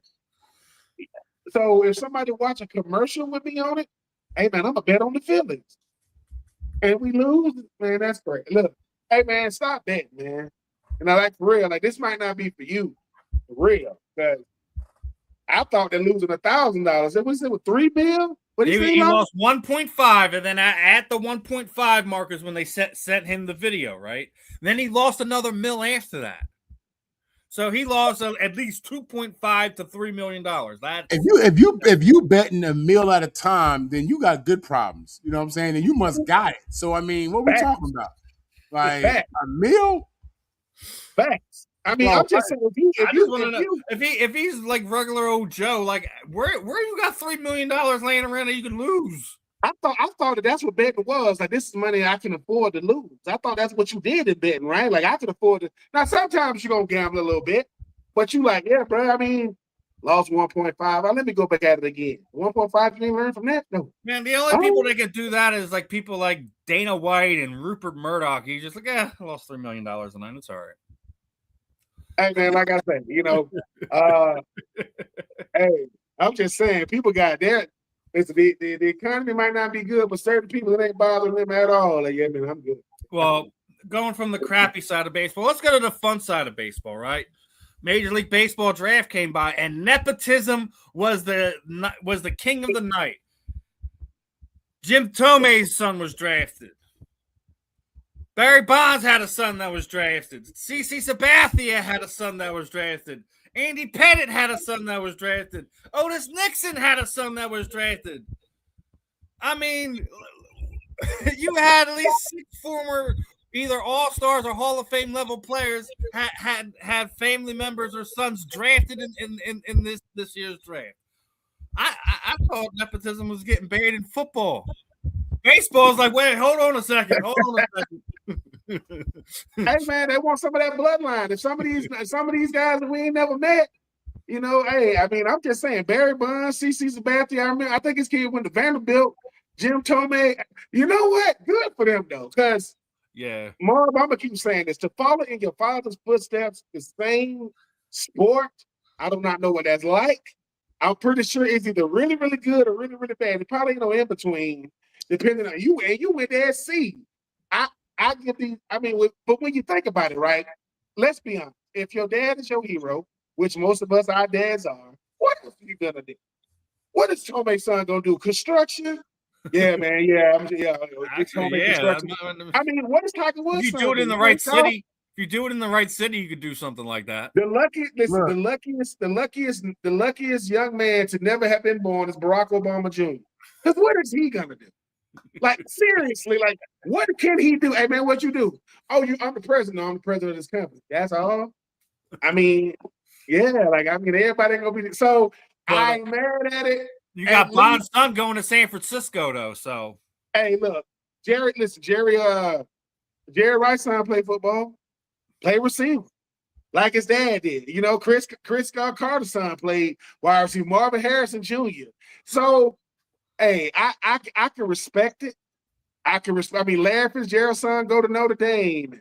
Jerome Bettis' son go to Notre Dame. Plexico Burr's son go to Notre Dame. All of them they are currently there right now as we speak. What else are they gonna do? I mean, it's not that you can't do something else, but you're gonna get sick what of everyone's expecting you to do as it is anyway. You Larry Fitzgerald's son, yeah. What you doing here? And I want to be an engineer. You can't catch that thing like your daddy. I mean, you know, everybody ain't gonna do. My son plays quarterback, and I hope he gets a scholarship and things of that nature. I mean, but me and my son got the same name, you know. I ain't like Cam Newton though. Cam Newton didn't name his son Cam because he said he didn't want his son, Marv, having that pressure. So they asked him, "What you name your son?" He said, "Chosen." It's not, man. So it's not pressure. It's pride and opportunity. Look, if your daddy's a plumber, then you gonna probably be a plumber. If your daddy's a mechanic, then you're probably gonna be a mechanic. And it's no different in athletics. I mean, people look at sports like it's a whole other different situation. It's not. It's a job. It's an occupation. It's an industry. You know what I'm saying? And if your dad knows the tricks of the trade and how to be a great mechanic, how to be a great plumber, how to be a great landscaper, how to be a great accountant, and you see your dad doing this and this is what your dad does, you're going to learn some stuff. Your dad going to tell you some stuff. You know what I'm saying? It is, and I think in some ways the young man definitely has an advantage because you have somebody who's done it at a high level that can give you the inside, the inside tricks of the trade. And really what it comes down to is hard work and discipline, commitment. You know what I mean? Like if your daddy played in the league, then you probably going to have some good DNA, some good genes. You know what I'm saying? What you going to do with it? Apply some discipline, some work ethic, some workouts, some ladder drills, some cone drills. These are things, this is an advantage situation for a young person. So, yeah, I see it. I love it. I can tell you right now, the biggest issue, the biggest struggle these young players are going to have is trying to carve out a name where they're remembered when their father is a bigger name. You know what I'm saying? Like you say Marvin Powell for the Saints, people be like, who? You say Marvin Powell for the Jets, it's a different conversation if you 45 or older. You know what I mean? So that's just what it is, man. Just trying to, do well enough to grow out of that name, your dad's name, if you have that same name, even with the last name, though. You know what I mean? It's the same thing. So, no, man, I love it. I root for legacy kids. I root for them because I know exactly what it is. I know exactly what they're dealing with. I think it's a good thing, man. I do. It's a good thing, and it's a testament to these men having impact in their sons' lives to where their sons want to follow in the footsteps. The sons want to be a part of the same profession and industry. You know what I'm saying? So it's a good thing, man. It's for sports fans who if you are a fan of CC or you are a fan of whoever the players that we were talking about. Sebastian. Then it's cool. It's a cool thing that you see their sons coming up in that, man. So I think it's cool. One is that you got three of them going to the same teams that their dads played for. So that's like that's rare. But you know what? That is the statement of the day. I said, Marv said, it's not pressure, it's pride and opportunity. Like it's a good thing. It's like you said too. And I never look at it like that when you see, you look at Chris Collinsworth's son. He's in the media now. You look at Chris Sims. He's in media like his dad, Phil Sims. So it's sometimes there's no greater legacy than your kid wanting to do exactly what you did. Not kind of what you did. I want to do exactly what you did. I mean, Ken Griffey Jr. and Ken Griffey Sr. got to play on the same field one time, and they hit a ball in the outfield. The Ken Griffey Sr. and Ken Griffey Jr. ran all the way over there and caught that thing. It's like, and Ken Griffey Jr. would never play for the Yankees, so I got to respect that. I got to respect Ken Griffey because I know they wanted you. But he was like, no, not doing that. But Yeah, I never looked at it like that when your kid is saying, "Hey, man, pops, I want to be just like you." What do you mean? I want to be just like you. I want to do exactly. And so when you see the fact that Deion's, Shador, highest paid in in jersey sales, his dad say, "Boy, ain't no such thing as bad publicity, now. You gonna make your money. You a son." So yeah, I respect it, but headed Sebastian, man, Bonds, Otis Nixon was the first player I ever seen rob somebody of a home run. Way back in the day, they played that thing on Turner, you know what I'm saying, on Turner Classic. I mean, they played that thing probably like 2 years in a row. Love Otis Nixon, man. Shout out to them old Braves, man. Yeah, Shout out to them old Braves. yeah. You also had Tim Salmonson was drafted by the Angels. Landon Tomei by the White Sox. Obviously, Tomei played for the White Sox, Indians, and the Phillies. But I mean, they're going to have their chance to carve out their own niche. Hopefully, they don't succumb to the outward pressure or their own pressure that they're going to put on themselves to be great. So, but that being said, did you guys happen to catch the home run derby last night? Yes. Okay, No. so that's fine, Marvin. That's all right. Now, Ben, was that what you expected? Because a lot of people were poo-pooing the changes. They did not want the changes that they were going back to. No. At first, I ain't gonna lie. When I saw, you get a certain number of swings and all that kind of stuff, I ain't really like that. But, Mr. Schwarber, I felt, I mean, once again, my Braves fans, let me calm down. Y'all, I'm rooting for Schwarber in the Derby. I'm not rooting for a Philly. I'm just rooting for him. But Mr. Jordan, man, Mr. Parker, come on. I will say this, right? Did you see what the stats breakdown was, like who the favorites were going into that? Did you see where he was at? Yeah.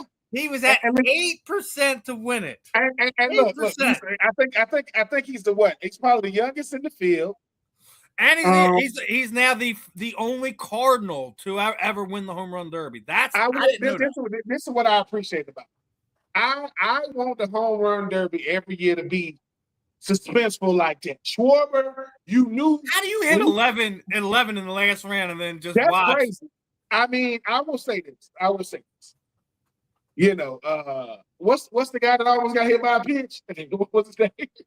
What was the kid? Was it Wilson Contreras? Contreras almost hit by a pitch. He almost gets hit by. The one thing I will say about the home run derby when you talk about all-star, the mystique of it. Yeah. The home run derby just gets it right. They just do. From the players to where they supporting each other. The cameraman putting his face, putting the camera on Schwarber, putting the camera on Bryce Harper, putting the camera on the fans. Kyle Schwarber, he's a very, very, Kyle Schwarber's like a Tim Tebow that play baseball. It's hard to not like him. It is. The way he plays, how humble he is. Everybody kept saying, you got to that last swing, and Schwarber just started losing his mind. And I'm like, well, I would have loved him to go to extra inning, go to overtime or whatever. And then Jordan was just like, look, man, his swing is so big. He got 6'6". Big dude standing there. He got a nice little effortless swing. I like it when a baseball player goes to their knees when they swing. They swinging hard. Hey, man, I'm trying to. And for a guy like Jordan Parker, he knows this. I'm not a face of baseball. This is how he has very much that Pete Alonso. Hey, man, people are gonna know me by this. Like, the chain is nice, bro. I ain't gonna lie. Yeah, that chain. I liked it. That chain was dope.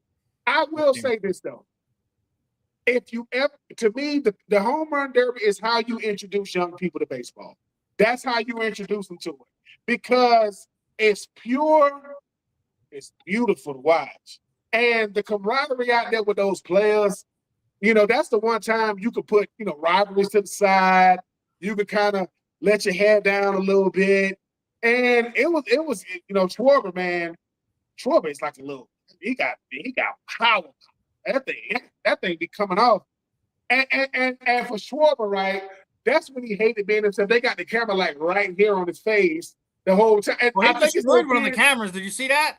Huh? He nuked one of them. He nuked one of the cameras. They had like one of the cameras like right there, right by the pitcher's man. He destroyed it. And I really, really enjoy the home run derby. The back. God, it's like that. Philly's ballpark and Schwarber almost bringing it home, which him and Bryce both being in it. Bryce going out in the first round. I like when guys are fully invested, in this home run derby and for the fans. It was fun, man. It was fun to watch, and it was just for one night in July for Jordan Parker. He like, look, man, this may never happen. This might be the highlight of my baseball career. Depending on, like, I'm not Adam Wayne. I will say this though. Too, yeah. I did catch a glimpse of that Philly. One of the greatest Philly of all time. I saw Ryan Howard. I got to meet him in Tampa. At the Gucci store back when I was spending a couple of dollars on Gucci, and he just happened to be in there, and I got to act like I don't know who he is. And he was in there with a very, very beautiful young lady, and he thinking I'm looking at her. I'm saying, man, you Ryan Howard, right? I'm like, I ain't got time. You Ryan Howard, right? He was like, yeah. I know who he is, but I'm trying to be respectful. And I kind of let him go in front of me, Marv. I said, let me let you go in front of me. When he got all them zeros, that'll be 20. I'm like, no. We ain't spending money like that. I'm just getting a pair of shoes. I'm not doing that. I'm trying to give me some loafers. And I wanted to, and I want the ones for for 200. I don't want the ones for 500. I'm just going to an event. I'm trying to. But no, man, I saw Ryan Howard in the stands. If you are a kid and your father is a big leaguer and you get to go to the home run derby, you got to say to yourself, I think that's where they get it right. If you look at it like the whole part of the out of bounds infield is nothing but loaded with couches and players and their family and their kids. I think that's where they absolutely get that right. I mean with Steven, I don't know how it goes, but as far as credentials, they let Steven Rychel up in there. I didn't get my credentials. I wish. Well, that's coming. And listen, when those type of things, because here's my thing. The reason why people don't give me credentials right there, I'm gonna tell you why. But they'll say, "Hey, Ben, the players don't really want cameras in their faces." Well, they shouldn't have come. The hell you mean? They don't want. What the thing they here for? What is he gonna do? Say no? Push my camera away. But I'm going. That's Bryce Harper right there. What? Who wants something right there? What? They go. You know what I'm saying? Like to me. Ken Griffey Jr. is in the stands watching. I'm sitting next to Ken Griffey Jr. right now. Like it ain't Ken Griffey, right? I love it, man. I just think that I give a lot of credit to the big leaguers, man. They handled it the right way. Philly, y'all had a beautiful night. If Schwarber would have won, the cops was like, but I still think that's how you want a home run derby to end. Yeah, it sucks the hometown guy lost, but to watch what Jordan did, it was down to his last swing, gets 3 more home runs, wins the derby. Like, dude, you can't. You can't script that type of stuff. Apparently, it was MLB, and I don't know what that's going to have to anything to do with the CBA that's coming up. But they're going to have to – you forget how beautiful the home run derby is. Like, you forget about it real fast when you start talking about the season. Man, it was great last night, man. I mean, if you are a Phillies fan, you saying, what do we got to do? Jesus. Like, Schwarber gave you all he can handle because I know he was getting winded at the end, but Schwarber is – that dude is a power hitter. Yeah. It's beautiful to watch him play. And like I say, for Jordan – Georgia kid, I think he's from Stone Mountain. Happy for him. Jordan was like, I better make the most of this. Why? Because I might just have to, but does Jordan, if you win the derby, do you have to come back the next year to defend your crown? Do you have to do that? No, you don't have, they basically base it off of who has the top 4 home runs in each American League, National League is typically who gets in. Because I thought it was weird that we didn't have like they had the kid Rice there from the Yankees. I thought it would have been better to have Judge there. I thought Jordan Alvarez would have been another great one for the American League. He's one of the guys who normally rips the cover off the ball. I thought that or having Mike Trout in there would have been almost a perfect way to have the home run derby. You don't always get what you want, but watching him do what he did, being the first Cardinal, how he did it, I think it's like you said. We don't know where the rest of his career goes, but that's going to be a day he'll never forget. His mom was in the crowd, his dad was in the crowd, his wife was in the crowd. His dad. They all had custom jerseys on. It was pretty cool. His dad was talking to the Philly fans, giving it to him. So he's talking to the fan. The Philly fans gonna talk to you, bro. I ain't gonna be we gonna be polite. We gonna holler at you a little bit. But I didn't, like I said, when they first came out with the format, didn't think I would like it. But it's almost like these players, they're the best players in the world, man. We can adjust, and the players like, look, I don't want unlimited swings. I get tired, bro. Like, I don't want the 3 hours. I want to give me so many swings to get so many. But it was dope, man. I liked it. I love the fact that I saw Bryce say at one point, you could read his lips saying it's over. When he saw how many Schwarber was I think it was after Schwarber hit his 7th or 8th or something like that. He was saying it was over, and he gets walked down, man. Ain't nothing you can do about it. Ain't nothing you can do about it. When I'm seeing, I said, somewhere Steven is going, come on, man. Like, bro, like, Schwarber is just like, you know what I'm saying? Like, I like the fact that, not saying that he just got Schwarber as the man, but he's getting so much positive attention.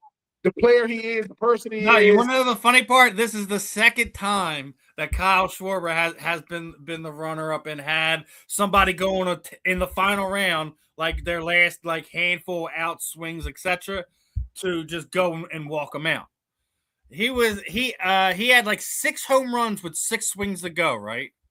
And then he just goes on an unbelievable, like I said, that's how you win a home run derby to end. So I know we talked a lot on it. I want to kind of move on. I know Marvin didn't really catch it, but I do want to get to a couple little football stuff that I want to talk about. We rip apart lists on here all the time. I want someone to explain this one to me. I want you guys to try to straighten this out for me. Last year, Lamar Jackson was the number 2 overall person out of 100 in the NFL. Do you know they had him at 69 this season? How do you drop over 50 spots in 1 year? I'm not saying that he didn't blow the doors off the league last year. I'm not sitting there saying that. It's the same thing I say about the hate that Jalen Hurts gets all the time. I just think it's the mobile quarterback that they love to tear him apart, especially when they ain't white guys. But someone explain it. Lamar Jackson's the 69th best player in the NFL after being the second best player in the NFL last season. Explain that to me. Yeah, that's tough, man. I don't get that either. I just saw another list where he was listed as the number 5 quarterback in the league, which I'm okay with. I think that's a little bit low, but 69 for a guy who within the last 5 years has collected 2 MVPs and could have had a third that they gave to Josh Allen. That's tough. Now, new offensive coordinator. I don't know how much that impacts anything. New head coach. I don't know if they're worried about how he'll be used and what he'll do in the offense. I think Lamar Jackson is just going to be Lamar Jackson. I think he's going to go out there and beat you from the pocket. I think he's going to scramble, beat you with that. I think he's going to, I think he's going to stretch it out, extend plays, and just do what he's been doing since he was in Deerfield Beach in high school. I don't know. I don't know what metrics they're looking at. With that, regardless of any regression, anything that could or possibly go right or wrong this season, he is without a doubt a top 20 player in this league. 100%. 100%. It's again, the guy has 2 MVPs that he's won in the last 5 years. Okay, what is he even 30? You know what I mean? 30. That's what I'm saying. So that don't make any sense. You know what I mean? And I'm sure he's had some injuries, but he's not. I wouldn't say he's injury prone at all. Man, look, football. I think this is just something that people put out just so we can go crazy, man. I don't think people put this out being serious. Honestly, I think people are like, hey, let me mess with everybody. You know what I'm saying? And they put that kind of stuff out there, man. Because because I'm on here, we always wind up talking about Jalen. We say it all the time. When we see BS, we call BS. Okay. This is BS. Yep. Yeah. Now, Steve, let me just say this to you: Jalen and Lamar are not the same. No, they're not in the same category. Lamar, Jalen wishes he had Lamar's running game, and I say that with all respect, because obviously Jalen has a good running game. But if he had the speed Lamar had, Jalen probably would have won every Super Bowl the last 3 years. Steve, you stop. Steve, Jalen Hurts. Oh, here we go. No, I don't. You know, I don't. We've had such a good show. We're close to the end. I don't want to. No. I want to get mine out so y'all can go back and forth. Go ahead, Ben. I just agree with it. I agree with you, Marv, with this. There aren't 68 people on the planet better at football than Lamar Jackson. Like we need to stop this. I'm serious. Like, you know what it's really started with? Jeffrey Simmons. Yes, he played for my Titans. Yes, I am biased. He was the number one defensive tackle in the NFL. He was at like 80-something. The number one DT is at 80-something. He's not in the top 10, top 15. How can I be the best at my position and it's only 22 of them? Right? And I'm in the 80. Lamar Jackson, I will never understand. Lamar Jackson is so good at football, he pisses people off. It has to, right? Lamar Jackson has been a first-team All-Pro, not once, not twice, but 3 times. And 2 of the 3, he was first team. He was MVP. The 3rd time, Josh Allen, Mr. Wonderful. Everybody loves him. He won the MVP. Who won the MVP last year? Matthew Stafford. What was he? First-team All-Pro. That's a trick. When Matt Ryan won the MVP, what was he? First-team All-Pro. What's going on? So you mean to tell me a second-team All-Pro? I wasn't even the best quarterback that year, and I was the best player that year? Okay. No. But I'm going to tell you what people need to know. Lamar Jackson, he's a humble dude, but you can hear that. 69. I just want to know why they do that, right? They do that to Lamar. But Joe Burrow's missed a playoff each of the last 3 years, and he's still like a perennial top 3 quarterback. Someone explain that one to me. I mean, once again, this is the Caitlin Clark thing. All over again. We have decided who's who and who isn't, and we don't want to get off. Lamar Jackson was 32nd pick in that draft. He was the last pick of the first round, last time I checked, and he's outplayed most, if not all, of the players they got drafted before him. How many first-team All-Pros are Baker Mayfield? Oh, that's right. How many first-team All-Pros Justin Herbert got? How many first-team All-Pros Joe Burrow got? None. They don't have any? So, how many MVPs they got? None.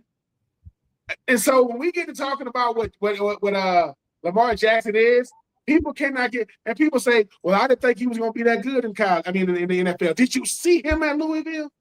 Did you see that? I'm just saying. I just saw a top 50 college players of all time. I just saw the list. Tim Tebow is number 7. See, I don't respect lists like that. He don't got to be number 1. He ain't number 7. Number 7?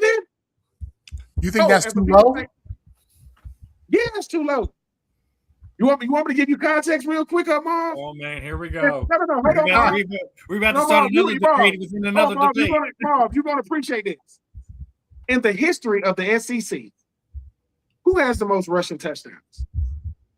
In the history, as long as it's been around, who has the most? I don't know. Tim Tebow. I was about to say, if he's saying you know what I mean? Hold on, you mean for a quarterback? I mean, in SEC history. He has more than Bo, more than Herschel. He got more than Bo. He got more than Herschel. Yes. See? And you see how Marv say, wait a minute, let's go to the stat. More than Bo. More than Herschel. Bo won the Heisman. Herschel won the Heisman. Tim Tebow has 57 of them things. And all I'm saying is, Marv, we discussed this. Sometimes people just don't like you. Bill Belichick, he's in the Hall of Fame, right? That's right. He didn't get in. Why? So I'm not surprised. Lamar Jackson go. That's why I ball on the field. That's why y'all can't say nothing to me. I got two MVPs. Eli Manning is only going to get consideration for the Hall of Fame because of a team distinction, that being Super Duper Bowls. Yes, he was two-time Super Bowl MVP, right? Lamar Jackson, I've been considered the best player on the planet 2 years, and I've been considered the best quarterback in football 3 times. Who else got resumes like that? You know who's never won an MVP? I'm going to blow y'all mind. You know who's never won an MVP their whole career? Drew Brees. He's never won an MVP. Never. Yeah. Well, And LeBron did Drew the same dirty. era as Peyton Manning and Tom Brady, and that's why. You know what I mean? There's a lot of dudes. No. I'm not taking nothing away. I'm not taking nothing away. What I'm saying is, when you asked me how many touchdowns, I said Tim Tebow. You said more than Bo and more than Herschel. You went like this. Oh, you sat back and you said like, yeah. But you Like, my argument's over. Marvin was like, "Oh, I didn't know that. I didn't know he did." That's all I'm saying is, and on that top 50 list, they didn't have Randy Moss in the top 50 players of all time. Randy Moss in 1 year, he had 26 touchdowns received. He had 26 of them things at Marshall. I don't want to hear. Don't. You know who else was in the top 50? Barry Sanders. Man, I don't want to talk. Man, I don't like this. Man, Marvin, listen to me. Listen. People be talking about the greatest running back to ever come through college in 1 year. That's Barry, baby. In 1 season. Go back to Oklahoma State. Barry Switzer said when they played Oklahoma State, "Hey man, make sure Thurman Thomas don't get hurt, because that backup better than him." Who was his backup? Barry Sanders. Marv, listen, I know you know Tim Tebow did all that, baby. He won 2 national championships. He won the Heisman. He got 57 of them things. I mean, Marv, how many touchdowns he got? 57. How many players in the SEC? Who was number one on the list? Who was number one? Reggie Bush? Who was number one on the list? Where? Number one? Jim Brown. Jim Brown was number one. Oh, okay. What I'm saying is, if people ask me who's the greatest running back I've ever seen with my 2 eyes, that's Reggie Bush. That I've seen, I ain't never seen like Reggie. Reggie Bush, I'm older than Reggie Bush. I'm like this. And I've seen them. I've seen Ricky Williams. I've seen some guys. Reggie Bush, I said that's the best college at that point. That's the best college football player I'd ever seen. And that's not taking nothing away from Vince Young. Reggie Bush was a cheat code.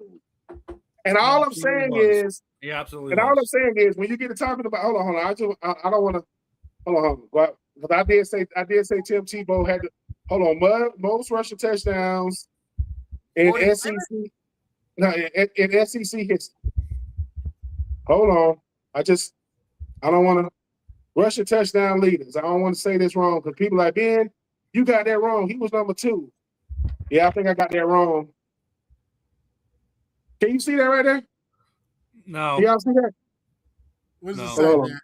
Yeah, I see it. You see it? Walker. Yeah. And in the history of the SEC, only one player has ever broke 50 touchdowns rushing. That was also Tim Tebow. Number 7. Think about this. I got more touchdowns. How you gonna put Herschel over me when I got more rushing touchdowns than him? But Herschel won the national championship. I won too. Herschel won the Heisman. I did too. What the? All right. Let me ask you guys this one. We crowned new championships recently, and everyone's doing their own thing between the Lakers and the Hurricanes and stuff like that. What is the craziest thing you've seen the owner do with the championship trophy? The craziest thing would have to be what Carolina with the Carolina Hurricanes owner just did. He put his kids' names on the Stanley Cup. Hey man, look. It's his trophy, really, if you're going to be honest. It's his trophy. Yeah, but you're breaking years and years of tradition. Like, I get it. Like, don't get it. Like, look, it's his thing, right? But that's the thing about that trophy is that everyone who's won the Stanley Cup, their name is on that trophy, and that's what the allure of that whole thing is. You're going to just completely take away what is special about that trophy. I mean, the craziest thing I've seen done with it is what Tom and Gronk already did down there in Tampa Bay, freaking playing catch with the damn Super Bowl trophy in freaking Tampa Bay. That was the craziest thing I've ever personally seen. Some owners like tried to keep the original trophy that they like had it, they tried to keep it, and people like, bro, you can't keep it in your house. I think you guys want to try to do that. Here's my thing, though. Here's my thing. People might not like what the Panthers owner did, right? He's won it twice, right? They've won it twice already. No, it's the Hurricanes, but yeah, he's won. This is not the first time they've won it. Yeah, I will say this, right? Everybody don't respect traditions now. Everybody don't look at it the same. And I know we come from an era to where we don't bat flip. You know what I'm saying, Steven? We don't stare the pitcher down. We don't admire our home run.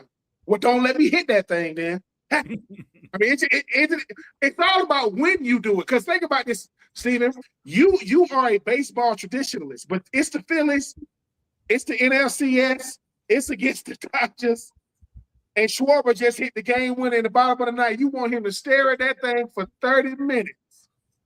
Like, just look at it. So, the owner, look, man, buy another. Hey, man, y'all can't keep this one. I engraved my family's names in it. I'm gonna get because the World Cup trophy it costs like $20 million. $34 million. We talked about it. What was it, 2 weeks ago? Let me tell you something. $34 million. Hey, and I know we ain't got time on this show, but to the man that has something to say to Mbappe, he made it to the Final Four. I'm just saying. If they trying to make it Argentina versus France again. All I know is I just seen ticket prices for that, and it's $34,000 to be right on the sidelines. I'll be watching it from my house. That's a car payment. That's a car payment. Man, that's. Well, look, I will say this for somebody who was very, very ignorant about the World Cup, maybe up until like 2012, because I'm up there in Jersey, and where I lived at in Jersey. It was so many Brazilians and Colombians, and they had to shut my street down. And I'm so ignorant. I'm like, what did they shut the street down for? It's a parade? Because I don't know. Let me tell you something. My lady at the time, man, she was like, what took you so long to come back to the house, man? I can't even walk. I can't so many people. It was women. I'm like, y'all live where I live? Where y'all be at when I'm going to work? It was Marv. It was nuts. So I'm talking about, this is no lie, for like 50 blocks. I was in Brazil. I was in Troupe. I can't speak the language, but I'm just walking down, people putting hats on my head. I'm like, hey, I can't remember how long it took me to get home. And the store I went to was 2 minutes away from the crib. So I kept telling them, they ain't have it. They was out. And in social media, like what it is now, you would have spotted me easily. But yeah, shout out to the World Cup, man. I don't know how much money it's helped boost this economy, but I done heard some of these numbers, man. It's crazy what these hotels. I mean, we talked about the parking, right, Steven? Like what? $500-$600 just to park? $500-$600. Listen, if you really want to show you got bread, go to the World Cup, the whole thing. You want to show you got some cheese? You at the World Cup. Did Chad Johnson hit every game up? Not this one, the World Cup before. Who? Man, let me tell you. Chad Johnson. Not this World Cup. The prior one. The prior. Man, one. I love a great sporting event. I mean, I know that the Olympics coming to LA in 2028. I will be trying to make it out there so I could just be well for the sprint events. I want to be there for like the 100, 200, 400, 4x1, stuff like that. But hey man, you got the budget for real to do the World Cup. You this ain't nothing to play with. Yeah. You got to eat, sleep, Travel? The Because I was so nosebleeds, the nosebleeds are $8,000 for the final All game. right. The nosebleeds are $8,000 For the World Cup final on Sunday? Yeah. Where's it at? I know it's not in Philly, so Hold I on. just seen someone post up the Ticketmaster graphic, and I just was looking at the numbers. I was like, holy crap. It was like I'm looking at the top of the arena, and it was like 7,988. I'm like, oh man, it's almost $8,000 for the nosebleeds. I looked at the sideline, it was like 34,000. I'm like, good God, like that's a car payment. Man, you it's guys gonna be a World Cup final. Gonna be in MetLife. Gonna be in Dirty Jersey. Oh man, it's gonna be sick. Oh my God, it's going to be sick. And because number one, the whole world lives in New York now. The whole world. Now we were talking about it this last week. We're talking, World Cup, the effect that it's had and stuff like that. Let's talk about this past weekend with Conor McGregor, the effect he had on Las Vegas.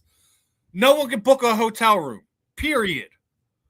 They broke the gate. Conor pulled in like 30 million. Obviously, not the result anyone wanted. I think that's probably the most disappointing, quote unquote, return to any sport that any athlete had.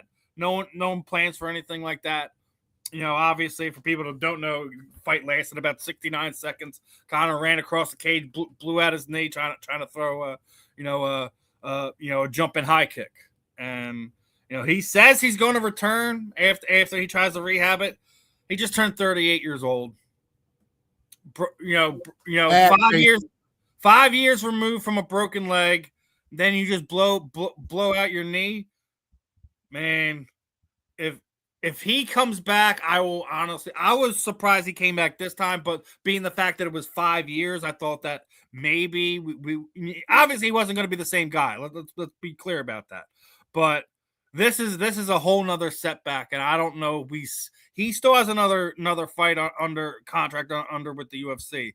I do believe when his knees healed that he's going to take that regardless of what happens with it. But I also think that he's trying to, one, do bare knuckle, but he's also going to try to go after that money that Jake Paul's throwing around. I guarantee that's on his list. So it's unfortunate, but the fact that you couldn't get a hotel room anywhere in Las Vegas, the fact that they broke the live gate record for T-Mobile Arena, the fact that in 69 seconds worth of work, that man got paid $30 million that's cause and effect. He's a cash cow, man. Him and Ronda Rousey, Dana White. There's three people that he need. Dana White, he loves Ronda Rousey, Conor McGregor, John Bone Jones, maybe even Rampage Jackson and those guys. But it was unfortunate. But I will say this: when he comes back, his knee is going to be over. Which goes back to what we said earlier about LeBron James. 41 years young, still doing it. Still running it. Conor, I get it. I would never know what it's like to be in a position like his, but sometimes your body's saying we can't. Momentum can only do so much. Energy and enthusiasm. Well, let's just be honest. He's lost the luck of the Irish. Yeah, it was unfortunate what happened to him, and Conor McGregor knows his body isn't allowed to shut down like mere mortals, like any other regular person. But I think he's going to try to do something again. But hey, man, we'll see. But yeah, that was hard to watch. The build up to the main event at the end like that, man, that was pretty good. I'll say one thing: Patty Pimlet's the next superstar. All right. I know Dana White doesn't do, I know the bare knuckle, it's going to be the next big thing. Hey, and I know this is off topic, but Shannon Sharp, man, stop coming at people like Shakur Stevenson, man. You too old to be trying to tell that young man you're going to fight. Come on, man. Who you say that to? Oh, Shakur? So Shakur Stevenson was on Nightcap or whatever, and him and Shannon Sharp was basically saying his fights are boring, right? He don't like the way, he can appreciate him as a fighter, but he don't like his fighting style. And Shakur called Shannon ignorant, right? And Shannon, he was saying you ignorant when it comes to boxing. And Shannon, Shannon like, hey man, I don't really, he said, do you say it about anybody else? And then Shakur probably said, "Look, man, I'll whoop you, bro." How big And is Shannon was Shakur? like, How much is Shakur weigh? How much about is he weigh? 130, 140 pounds. I think it's like 154. Here's the thing, right, Bob. You know Shannon, like, he's like, boy, you too light, man. Like, listen, you too light. All right, like I mean, obviously I ain't got your skill set, but I don't know. It just got real funny, man. Shakur Stevenson is like, I think he's an incredible boxer, man. Like, Yeah. I mean, what he just did to TOP, I mean, but boxers, they don't like criticism depending on who it comes from. I'm like, look, man, if you got a born fight, because he's a defensive fighter. He's really, really good with his defense. Yeah. He's really a hit and don't get hit. And he like what Shannon said. So, and I would have told Shakur, you only making Shannon more relevant. Because when you go on with Max Kellerman, you ain't telling Max Kellerman you're going to fight him, beat him up. And Shannon ain't no small dude, bro. Like, don't let the camera fool you, bro. You are 5'10", 140. Shannon's what, 6'1", 6'2", 250. And that's grown man strength. Grab him if you want to. But yeah, he did. All right, as we're at the 2-hour mark, let's put a bow on this episode. Final thoughts, Marvin. Final thoughts, Ben. Man, we got I think 24 days until the first NFL preseason game. Very excited about that. We got like 46 days until the start of college football. I can't wait for that. I'm thankful for the World Cup to kind of be a filler for me. This is the hardest time of the year. As y'all know, I mean, I respect baseball. I like baseball, but I don't love baseball. I didn't even know the Derby was last night. You know what I'm saying? That's where I'm at with it. You know what I mean? So, but I saw they had a winner. I saw that late. But nah, man, listen, I'm doing this. Happy to see you guys, man. I know I missed some time with the situation. And, man, just happy to be doing this. And catch me on social media, Marvin Powell III, Marvin on the mic. Catch me with USCJ a couple times a week talking about USC football. And catch me with the South Florida Tribune with Steve Rychel and Ben Troupe on Wednesdays at 11 o'clock. Cereal is a soup. It's just cold. Don't argue with your mama. And look, man, it's always a pleasure being on. Listen, I get to come on here and be with two gentlemen that I admire and respect. It's always better when you're doing stuff with people you admire and respect. And if you didn't know, Marvin Powell, Hall of Fame. Thank you, brother. Listen, we are not going to stop saying that, at least here on the Fan in the End, until we talk it into existence. But again, another fun episode. Episode 79 in the books. Hell, man, we're almost at 80 episodes already. Oh, look at that. Time flies, my friends. Time flies. But another fun one in the book. As Marvin said, we're within a month, so we start seeing actual football again. We've almost made it through the summer, and baseball don't gotta be your favorite sport, Marvin. Just tune in every once in a while, see what's going on. Hey, if the Dodgers or the Yankees make it to the playoffs, I'll be watching for sure. Well, the Dodgers gonna make it. The Dodgers are gonna make it. The Yankees, that might be a little bit of a stretch. Yeah, Yankees, we got to watch them on 30 for 30s. They do playing games now. Oh man, but yeah, I mean, listen, it's the fun time of the year. By this time next week, we'll be talking about what did or didn't happen at Major League Baseball's trade deadline. So, we'll be seeing what LeBron's decision are. Next week should always be fun. I mean, there was a couple things I didn't get to, but we'll get to it next week. It happens. Other than that, I'm Steve. That's Ben. That's Marvin. This was another episode of The Fan in the End. We will catch you guys on the rebounds, my friend. Peace on out.